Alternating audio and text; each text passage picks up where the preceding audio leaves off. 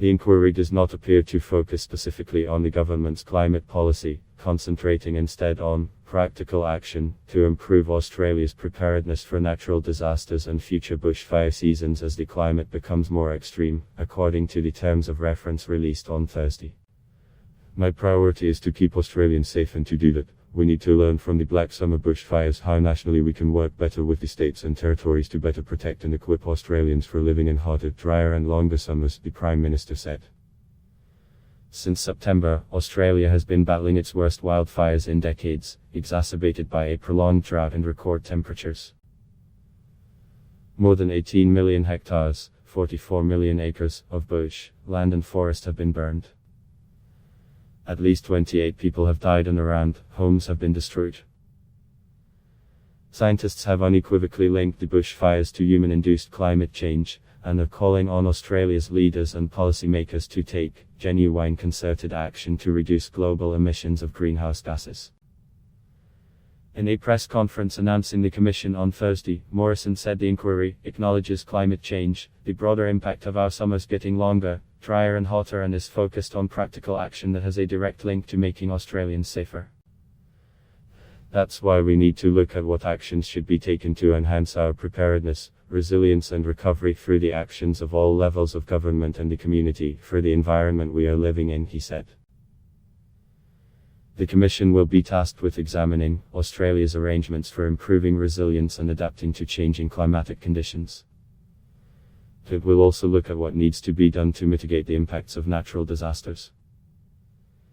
The main focus of the inquiry will be on improving coordination between state and federal governments on preparedness, recovery, resilience, and hazard reduction measures.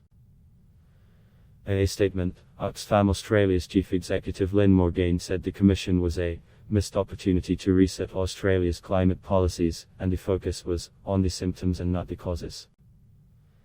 Oxfam Australia is therefore disappointed that the Commission has not been asked to look into Australia's contribution to the global climate crisis, and will be focused more narrowly on adaptation, resilience and response measures, Morgaine said. Also part of the inquiry is whether the law needs to be changed to clarify which level of government is responsible for responding to disasters. Establishing new federal government powers to declare a national state of emergency and deploying the military during natural disasters will also be investigated. On Thursday, Morrison said calling out the military to help fight the fires was a constitutional grey zone. Currently, there are no such powers, and federal responses are supposed to only be undertaken in response to state requests and authorizations, he said.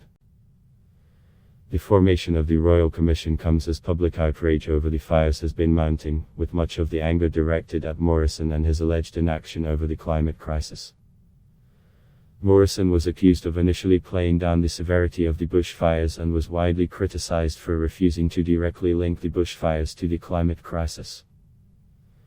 The Prime Minister has since defended his government's response and set up a national bushfire recovery agency to coordinate the response to rebuilding communities.